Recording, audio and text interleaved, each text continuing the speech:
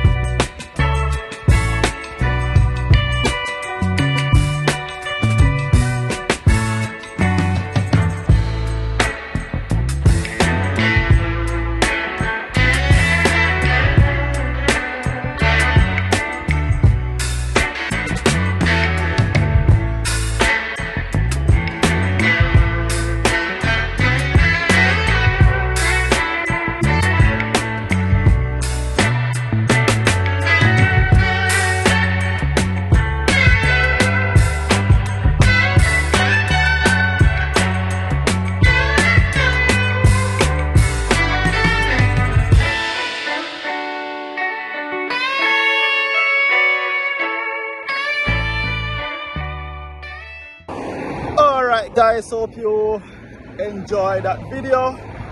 I'm sweating, the sun is hot, but we're out here doing it so that everybody can know what's going on.